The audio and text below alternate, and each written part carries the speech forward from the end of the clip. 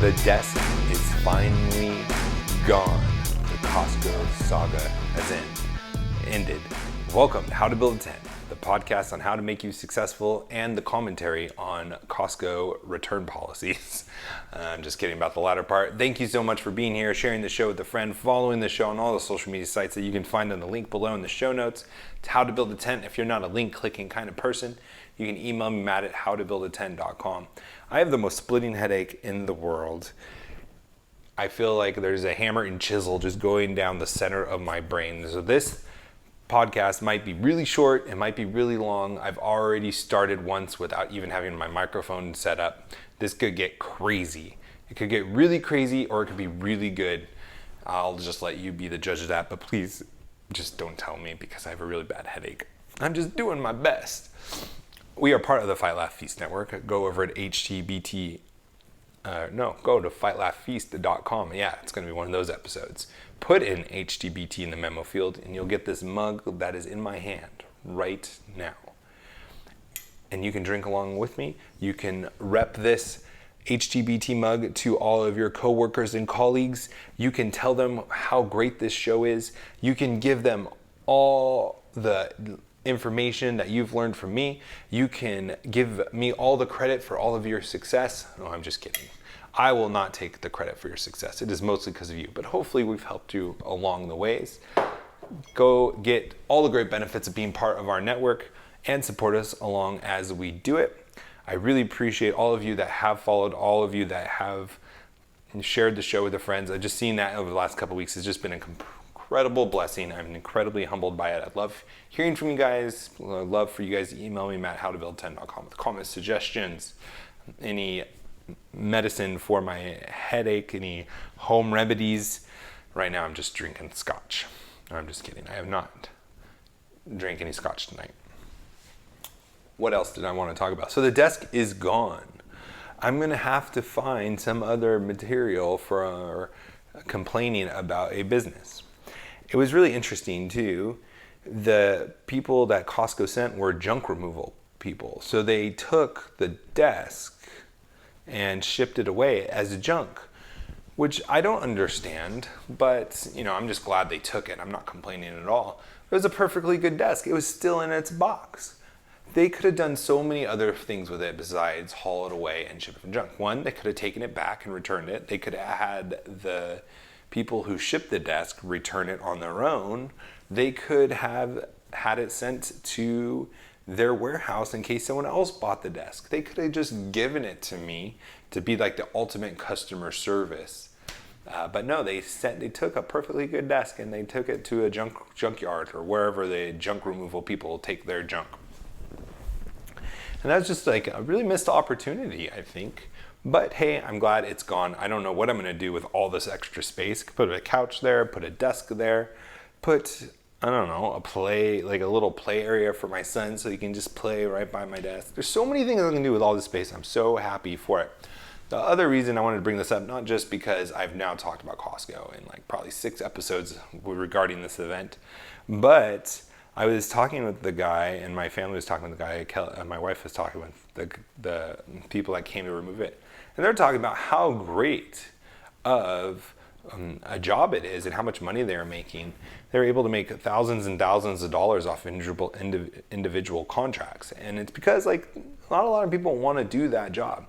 Now, it's not like a trash guy or anything. I mean, sometimes I guess it could be trash, but it's a job that does require a lot of hard work. So if you're up for that, but it's not like by any means a degrading job. Like they contract with Costco to return things and they make thousands and thousands of dollars over it. So if you're looking for a job, you don't mind putting in some sweat, you have some muscles and you don't mind lifting things, maybe junk removal is a franchise opportunity for you. That's what this guy did. He was a franchisee of a junk removal place and he loves it. He's like an old veteran, retired after being in the military for 28 years, and he loves it. He loves what he does, and he makes great money doing it. So if you're looking for another way to make money, maybe it's just a part-time job or whatever, junk removal might be the job for you. I learned about Bobby Bonilla Day on July 1st. This was an incredible story. It has to do with baseball. Now, I'm not a baseball fan. I think baseball is absolutely boring. I think baseball would be more entertaining just managing a spreadsheet and basing it off statistic analysis and letting the statistics run. And the last time Kelly and I went to a game, I think we lasted 3 innings, and then we were like, we're out. As soon as we finish our beer, we're done. We can't take this anymore. Because actually, I think we ended up only going because someone said that they were box seats. We're like, oh yeah, we'll go hang out in a box seat. We can always turn on the TV and watch something else besides baseball. And it turns out they weren't even box seats. So thank you very much for whoever gave me those tickets. But hey, they were free. I guess I can't complain, except that it was just a big waste of a night because we left after third inning. Granted, it was the Angels back when the Angels were terrible. I don't know if they're any good nowadays. I don't even know if it's baseball season. But back to the point of the story of Bobby Bonilla, July 1st. Every day for the next 25 years, from 2011 to 2035, is going to be paid $1.19 million because the Mets needed to buy him out of his contract of $5.9 million. You're like, what? 1.19 times 25? It's a lot more than the $5.9 million for 1 year. And you would be right. You would be a mathematician. And I'm sure you're getting straight A's in your math classes for it, or did once you were in school, or when you were in school. And you might be like, why would the Mets make such a terrible deal? Well, in the baseball world and a lot of sports world with salary caps, sometimes you have to make room for other players. In this case, the Mets actually kind of got a good deal as well. They were able to free up space and get Bobby off the roster, off the cap, or out of this cap space, and they picked up somebody who ended up becoming the MVP of their conference or division, something to that effect. Again, sorry, not a baseball fan. And then ended up trading that guy for someone who ended up being the captain and being around the Mets for a long time. Which brings up a great lesson and principle for us. And that is, sometimes when you're in negotiations, you should look for the value that you can provide outside of yourself. If good old Bobby here was just going to negotiate based on his skill level, he wasn't that good of a baseball player from what I hear.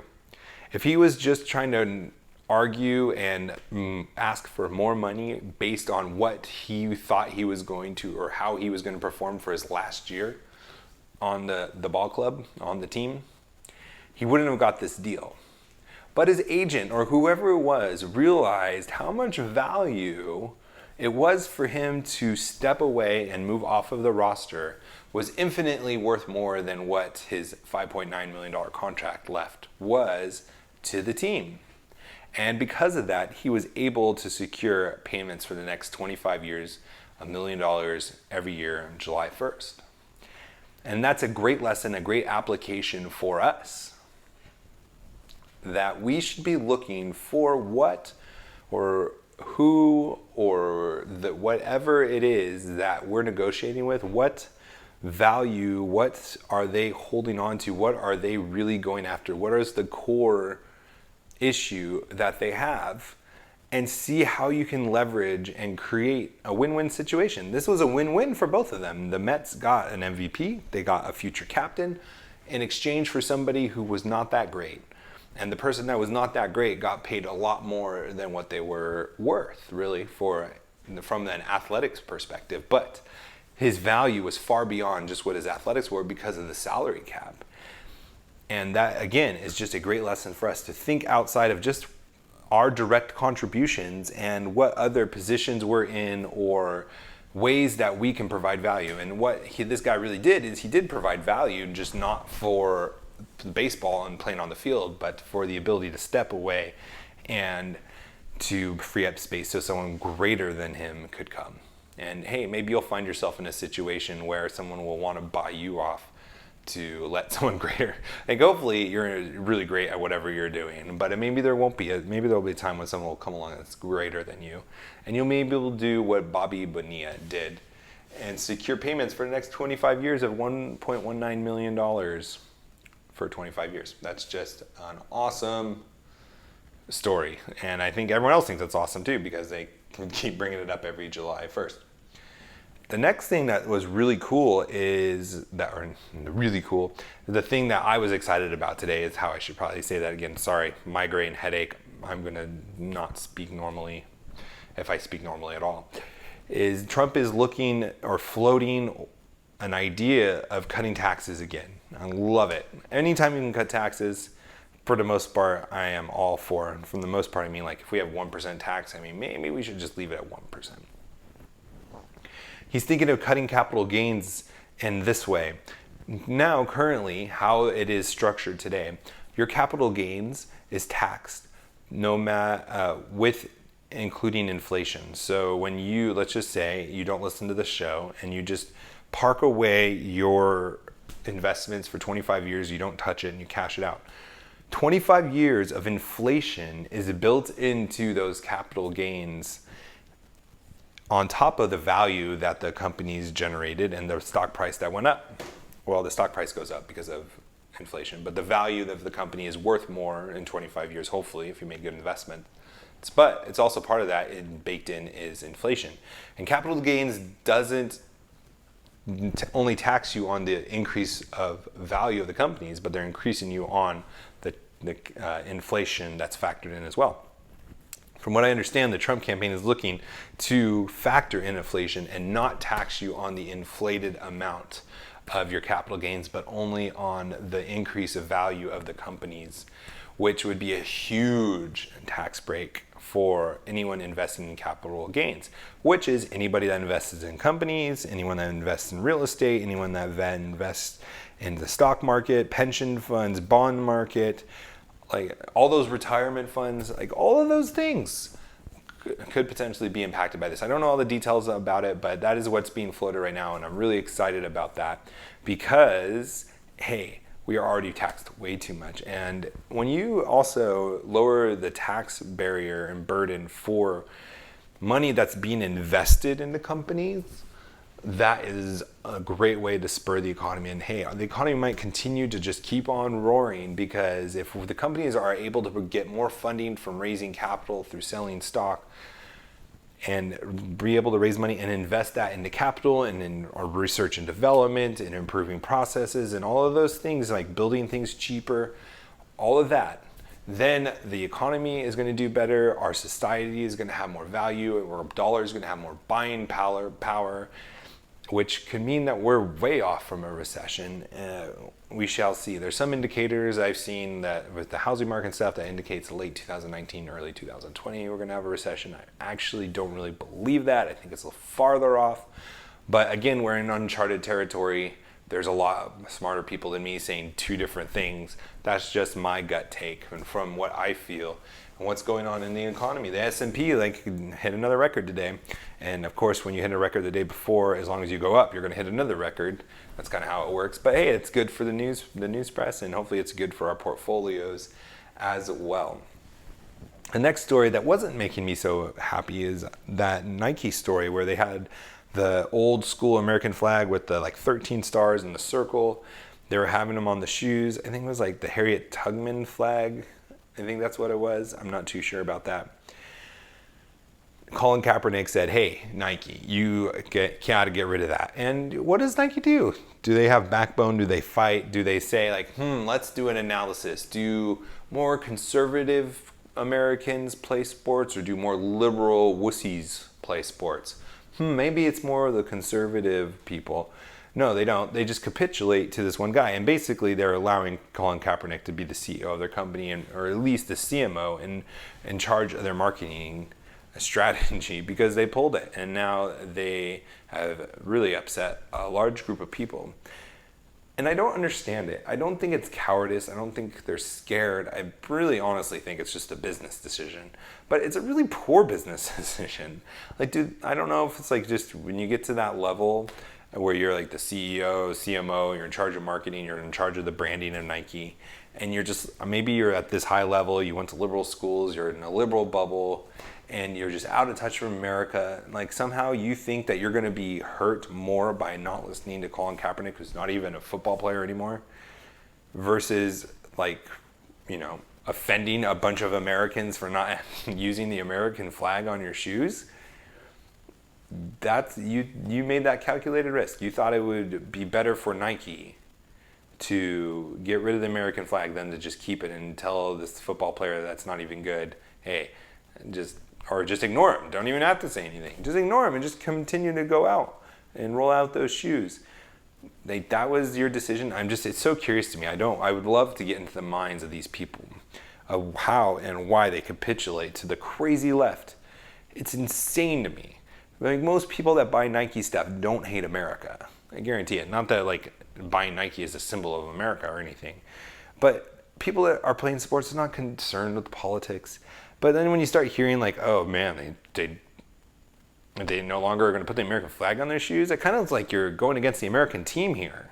The American, like, you're on the American team, and then you have a higher chance of upsetting Americans. Anyway, so that was a shocking story to me, and just, I know it happens a lot. I know a lot of companies capitulate and cave in to the left because they're scared of boycotts. But has it ever really hurt a company that stood up to the left? Like, really? Has it? I don't know if it has. I'm sure that companies that have gone against the conservatives have been hurt far more. You know, Target got hit for a long time because of their transgender bathrooms or whatever it was. And some other companies got hit as well. Anyways, if you are the head of a big company like Nike, just ignore it. Ignore the left. It'll go away. It's like, seriously, they have something to be upset about every day of the week. And if your day comes, then tomorrow is going to be much better. So just sit on it and just wait a week and see what happens. I guarantee the crazy hysterics are going to pass right by you. The last thing I saw today, which was also disturbing to me, was sad. But it's not really sad. I mean, hey, good for Tesla. Tesla outsold their expectations of how many cars they were going to buy. And if you've been listening to the show for any length of time, you know I've talked about it once or twice, where I was in a debate in my business class with my professor about how Tesla stock was just overpriced because they're subsidized and they can't really make it on their own. And just a little guilty pleasure of mine is whenever I see their stock go down, I'm like, yes, I was right. And now it looks like their stock's surging, so I guess my professor was right. I just don't know what to think about Tesla anymore, honestly. Like, yeah, their cars go far. Yeah, they're really cool. They look great. And they have this cool network where you can recharge around the nation. But I hear a lot of problems that their cars, after 4 or 5 years, they're subsidized, or at least they used to be. They maybe are not so much anymore. Elon Musk is now saying SpaceX is worth more than Tesla. I don't know what to think about it anymore, but I just thought I would share. I shared last time when Tesla stock was going down, and just to be fair, I'm going to share when it's going up. So congratulations to Tesla for selling more cars than expected. That is a great job, and I'm glad that employees of Tesla are going to be able to keep their jobs and not going to be having fear of being laid off because their sales are plummeting. So that is awesome. All right, now I'm going to go probably drink a scotch, go to bed, and hopefully my splitting headache will go away, and we'll talk to you tomorrow. Now let's go out and be successful together.